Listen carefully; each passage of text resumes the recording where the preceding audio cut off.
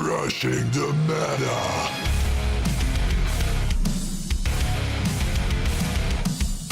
Welcome to our channel. We are Team Crushing the Meta, of course, and I'm D-Boy. I'm here for you guys with a deck profile on Spike Brothers. So, a lot of you guys have requested to see the deck profile of the Ogels and the Bad and Dragger, and that's what I'm doing today. But that's not the only reason why I want to do this deck profile. This is one of my favorite decks to play still, till now, and this is actually one of the decks that originally have all these Spike Brother elements in it. So when you have the skill of Bad and Dragger, and then you have the skill of the GB8, so the Bad and Dragger is the break right of Spike Brothers, and the skill of the GB8, you see that the skill of the GB8 was actually the skill of the Bad and Dragger combined with the Ogles. So this deck is one of the the main combo that you do in this deck is actually the GB8 turn of Spike Brothers, but even better. So if you think that the GB8 was really bad, this deck is even worse. So let's go through the deck, and after that let me explain some of the cards, because I think that most of you guys maybe don't know the skills of the older cards from Spike Brothers. I will first just show you the deck list, and after that I'll be explaining it, because maybe some of you guys do know and do only want to see the deck list. So for the grade 3s, I'm playing 2 Power Flickers, and then 2 of the Legion leaders, which is of course the Bloody Ogle, and then 4 of the Break Rights. Grade 2 lineup: 4 Frozens, 3 Miseries, so your main combo pieces, your Searchers, 2 Masons, and 1 Cradle Mental Searcher, and 1 Powerhouse Devil Dome. Grade 1s: you don't always want to stride with your grade 3s, that's why I run at least 1 stride fodder, 2 Tears, 3 Mood Makers, 3 Death Flags, 4 Unflip PGs.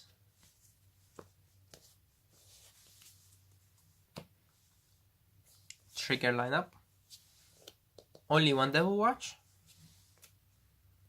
2 Silent Jokers. From there we play 9 draws, and then of course 4 Unflip Heal Triggers. As you can see, a lot of cards in here counter charge, because counter charging is very important in this deck. For the starter, I'm playing the Mega Analyzer for the multi-attack combo. For the strats, 2 Dirty Picaros and 2 Good Hand Draggers. Then still playing 4 Agrius, 1 Seabreeze and 1 Merendol, and never forget to add always 1 Hellard 8 in every Spike Brother deck that you play. So that's it for the strats. For the G Guardians, 1 Drop and Draw and 1 Desmule, followed up by only 1 Hegaton Gust. You could play 2 if you want to, but because I play the tiers, I play Clay Elementals. And 2 Lioness. Why 2? Why not 1 Lioness and 1 Hegaton Gust? Because Lioness still saves your ass. And he unflips a G Guardian, which means you can have a Clay Elemental in your G-Zone. That's actually it for the deck list. Let's go back to the skills and explain them. So, first of all, we have the Bad and Dragger, which is the break ride of Spike Brothers, the one and only break ride, and one of the best break rides in the whole game. Why is this card so good? Well, you could read it with me. When you break Red Sus and limit break 4, you break one on top of him, your Vanguard gets an extra TK, and any Vanguard that attacks, your Vanguard that attacks, get an extra 10k, and they go to the bottom of the deck. So not only that they get an extra 10k, but they also leave an open Vanguard circle behind them, so you could call even more. The extra 10k is, maybe you think, well, that's alright, extra 10k, but if you're making 10 up to 12 attacks a turn, then that's crazy. Then that's the extra 10k that you will get in every attack. And if you thought that the extra 10k was bad enough, what do you think about an extra 15k? So that's why I said this deck is even more devastating than the Spike Brother GB8 which is Horde 8. The skill of the Legion, which is Bloody Ogle. Whenever you Legion, so when you Legion this turn, you also give your Rearguard an extra 5k, and they go to the bottom of the deck. So combined, they give your Rearguards an extra 15k, and they put the Rearguards back to the bottom of the deck. It also has a second skill, which is Counterblast of 2, a heavy cost, 1 card from your hand into the soul, and you can call something from your deck to an open Rearguard circle. But that skill is also very effective because you can still call out the tier, and the tier will give you the counter charges.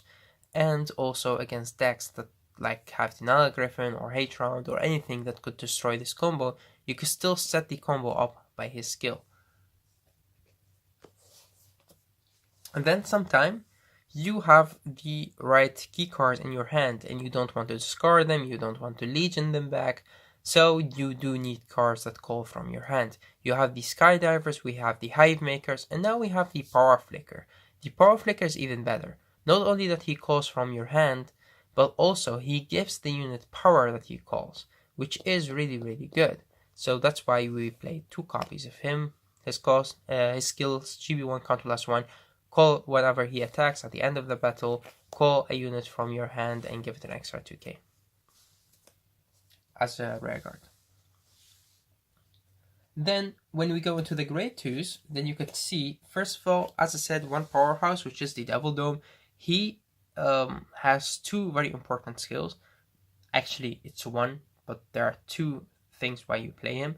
One is he double his power. So if he's 6, only 6, which is crazy for a grade 2. But he has the skill, which is Soul Blast 1. Whenever this unit attacks, double its power. So because you may choose which skill to activate first, you can activate the Break Ride, then the Legion, then his skill. So put him at 16, 21, then put him at 42 because of his skill.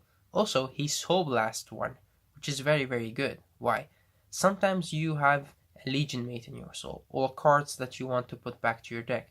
You may Soul Blast them using his skill, you have them in the drop zone. When you Legion, you can put those cards back to your deck. We now also have the Hecaton Gus, which could put them from your drop zone or your soul back to your deck, but sometimes you don't really always have the heal trigger in hand to use the Hecaton Gus. Also, you want to flip Clay Elementals as much as you can, so you could use the tier. So that's why this card is, in my opinion, better than the Mayhem Tiger in this deck. Then we have the Searchers. Of course, we have the 2 Masons. I used to play him at 3, but now I wanted also to put the Clay Elemental in here. The reason why Mason is so good is that we also have the Death Flag, so the grade 1 that searches the Bad Dragger. So whenever he hits as Vanguard or Vanguard, you activate his skill by counterblasting 1, put 1 card from your hand into the soul. That's why you play a lot of draws, and you may search your deck for up to 1 card, call it to an open Vanguard circle, shuffle your deck.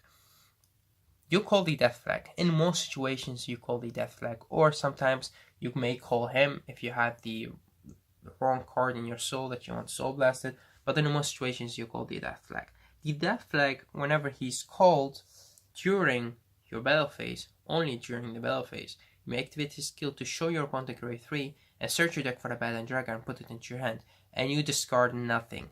So you actually have a +1 from his skill. Not only that you search the right grade 3, but also you have a Rearguard on the field. The only thing that he costs you a Counterblast, but you could get the counter charge back pretty easy in this deck. But yeah, that's the reason why you play Mason. So Mason does give you a lot of advantage. Also makes your grade 2 game very strong. Then we play the Searcher, the Clay Elemental. Whenever he hits as a Rearguard, you retire him and you search your deck for up to 1 card with a Limit Break ability and put it into your hand. So he could search your Bad Dragger as well.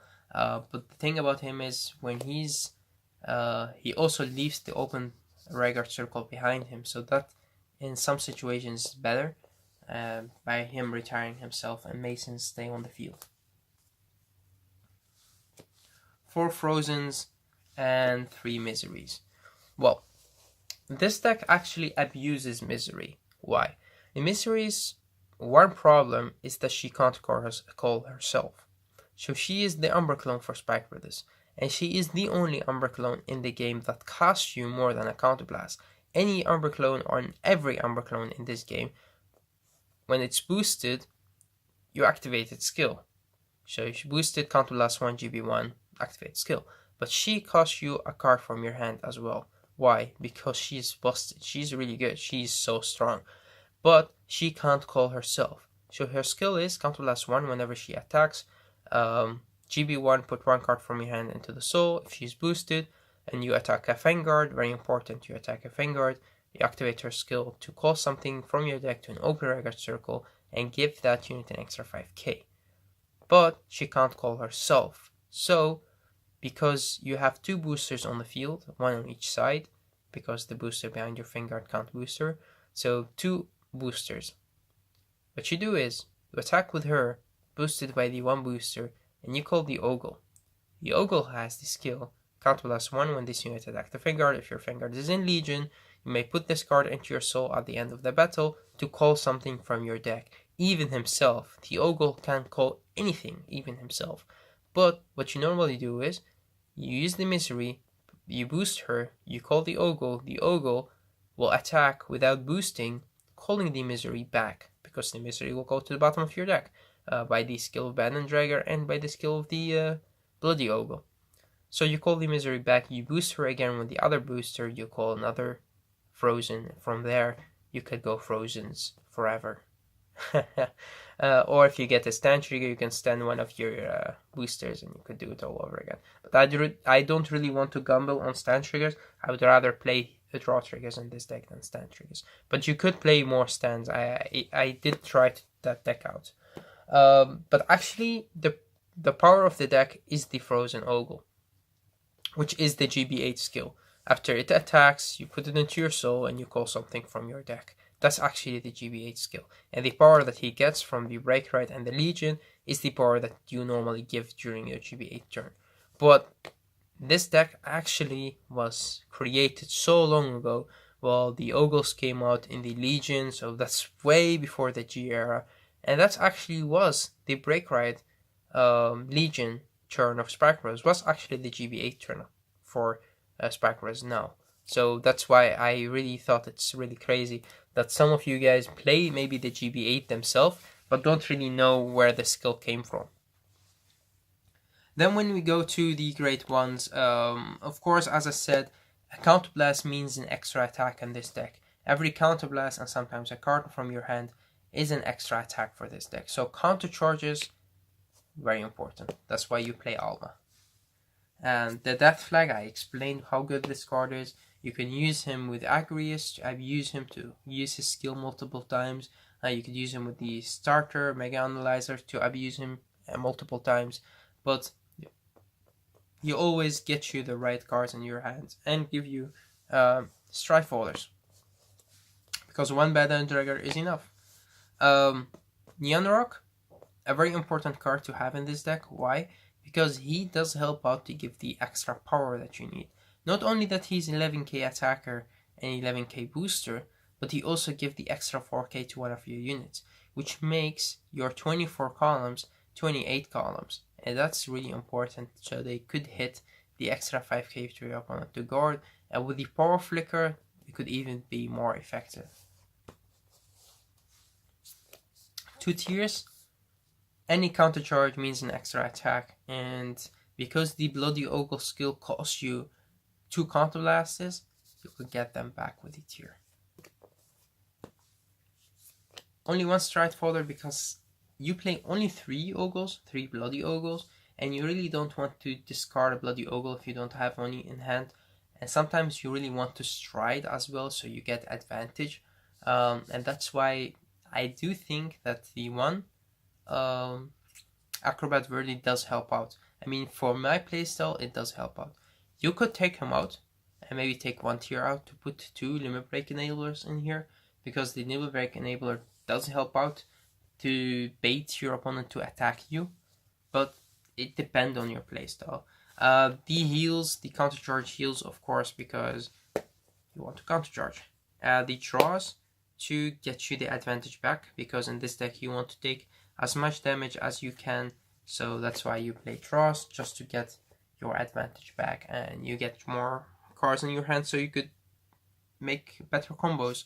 I'm still thinking about playing only one stand or more, just to stand the booster so you do more misery attacks. But sometimes you can't gamble on getting a stand trigger if you play like 4 stands. 4 stands is just too much for this deck. Playing 2 crits, why? So in most situations I want my opponent to guard my Vanguard, because they know that I play crits, but they don't know how much crits that I play. Also, they countercharge and fill up the soul, so that's why. The skill of Devil Watch, if you don't know his skill, well, whenever he's called, you make him charge, of course, if you have GB1, and when he attacks or boosts, you may activate the skill to countercharge 1 and soul charge 1. The countercharge is perfect. You also get the extra 3k, so make him a 7k attacker or booster. So that's 21 with the Break Ride and the Legion. But the problem with him is he soul charges, but you don't want to soul charge your key units. So that could be a problem with him. Sometimes you soul charge your right units, so you have to be very smart about playing him. When you know that your miseries, your power flickers are in the bottom of your deck, then you may activate his skill. And the Mega Analyzer does help out to get you even more attacks and to fix your field. Sometimes abuse the Death Flag, as I said, just to get more attacks. Also work, and to search more cards in your hands. For the strides, of course the Lioness, because it flips something and it does still give you the right amount of shield that you need. And the things that you want to flip are, of course, the Drop and Draw and the Desmill, so you could get your tier ready to do his stuff. You all know what Desmill does, and he discards a card and draws you a new card, so you could discard your the cards that you want to put back into your deck because you want the Legion. Let's say you have 2 frozen ogles in your deck, in your hand. You could just drop 1, and you could Legion it back to your deck, or keep it in hand if you know that you have a power flicker in your deck. And the Lioness get 10k for every 2 empty regular circles that you have on the field. So let's say you have 4, then you get an extra 20k. So massive shield. And the Hackathon Gust puts cards from the drop zone or your soul back to your deck. 3 cards with 3 different grades. If you put 3 or more, if you put 3, because his skill is up to 3, if you put 3, you get an extra 10k. But it's all about the cards that you put back, especially from your soul. Merendol, because sometimes you want to flip as much as you can for your tier, so that would be your first stride, flipping up the Sea Breeze, and if he hits you, he could give one of your units an extra 5k for every face-up card you have in your G-Zone. So it's all about him being Crane Elemental. Of course, the GB8, I will not explain what this card does. Agrius is the new stride for Spike Rose from set 13. As you can see, I have them all in SP now. I couldn't wait to get them. But yeah, his skill is when he attacks, you counter +1. You bind up to any number of regulars that you want, and you may call 2 back for every face-up card in your G-Zone if you bind 3 or more. And also, if you bind 3 or more, you may draw a card. But this card is not only good that it draws you a card, because before you could just lay out your units and attack with them and then use his skill to call them back. So you get more attacks, you draw a card, and also, let's say you play against Narukami, or you play against Deleters, or you play against anything that could remove or bind cards from your drop zone that you need to Legion back. So those cards, you can get them back with Agrius, and that's why this card is really, really good. It works really good against Narukami Deleters. And to Dirty Picaros, if you think, well, the cost is too heavy, remember, we still play tier. And if you think, well, what could you call? Because a lot of your units doesn't really have charge, you don't play the Mayhem Tiger, you don't have finishers. It's not about finishing. It's about getting hand advantage and your opponent pushing you into the 5-4 damage that you need to finish them off. because in this deck you need to get to the 4, 5 damage, especially 5 damage to finish your opponent off. And then 2 Good Ends. Good End Dragger is a card that is, in my opinion, very, very, very, very unfair. Why? This card creates an error in the game, and that error, when Bushiroad had to think about it, it was good for Spikerules, the error. I'll tell you why, or how. His skill is, when he attacks, you can stride him on the top of a Bad End Dragger, of course. When he attacks, you counterblast 1 if you have a character with Dragger in his card name. Is it Dragger or is it Bad End? Oh, it's Bad End. If you have a heart with Bad End in its card name, you may put this card back to your G-Zone. As I said, counterblast 1, put 1 card from your hand to the soul, as most Spikeruler skills. And from there, you may target 2 grade 3s from your deck. Search them out, shuffle your deck. One of them, you may ride it. The second one, you may call it to an open regular circle. So, in normal situation, you break ride because the unit that you call or you ride as your Vanguard comes in rest, so you can't attack, it's not the next stage. But the good thing about it is you do break ride. So you call, you ride on the top of your Bad End Dragger, and that's when you break ride during your, or after the attacking of him. So in the battle phase, you break ride. And then all of your units, if you have limit break 4, that attack get an extra 10k, of course. And that's the good thing. But there is a second thing. That's the normal skill. What if you don't have an open regular circle? Because he targets 2 units, 2 grade 3s from your deck. You have to ride 1, and you have to call 1 as a Vanguard to an open regular circle. Normally, that's a bad thing, because Spikerules could only call to an open regular circle, so that's a bad thing because you can't call it anywhere. But now, it's a good thing. So, the thing is, what happens is, let me explain it to you. So we have our Bad End Dragger as the Vanguard, and we have a full field. You attack with him. He goes back to your extra deck. You target up to 2 grade 3s.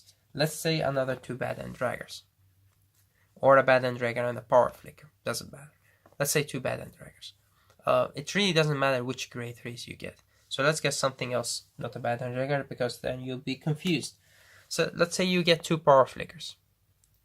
You may ride one of them as a rest, and you may call the other one to an open regular circle. You don't have an open regular circle. So what happens to the second one? Because they will have to be placed at the same time. Bushiroad said, this is legit. Even Living Proof have already made multiple videos on this, and I've made multiple videos on this, and a lot of people already know this. I think most judges already know this as well.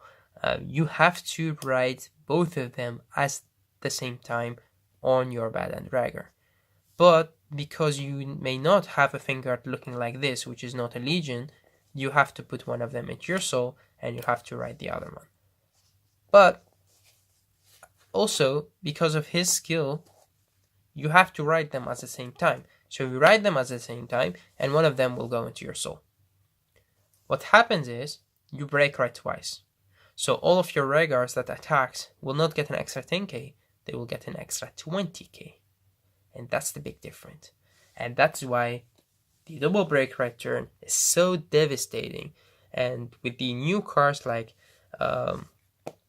himself, but mostly cards like Razor, so Blackguard, Laser Blackguard, Fake Bomber, Rising Star, cards like those, or even Misery, or even Power Flicker, could abuse that skill to be able to call you multiple times. And that's when this deck, or any deck that played Bad End Dragger, could be very, very, very strong. So that's the double break ride turn right there. That's actually it for this deck profile. There is a lot to talk about when it comes to Spikeruler, but the video will take too long. If you guys want to see a combo video, I could make that. Show you at least the 12 attacking combo that you could do, because before this you could do 9 till 10 attacks, but now because I also wanted to put the tier in here, I could make 12 till 13 attacks. So 12 attacks should be easy to make in this deck. And if you play stand triggers, then you could make even more. If you play more stand triggers, and you get to 1 or 2 stand triggers during your drive check, you could make 14 attacks, and that's just crazy. It's amazing how many attacks you could make with this deck. So yeah, that's actually it for this deck profile, as I said. Thanks guys for watching. Tell me what you want to see next. On the planning, my next deck that I want to put out for you guys is of course the Badan Dragger with the Rising Star, but we also have Dudleys, we have some old school decks, and we have another decks if you want to see. I mean, we also put the Leader out there for you guys to watch. If you want to see like Overlords, if you want to see Blade Master, we have an older Blade Master build. We'll also show you that. If you want to see a Blade Master build with the set 13, you could put that as well. So tell us what you want to see next, and we will try to make that happen for you guys. Thanks for watching again. Until next time.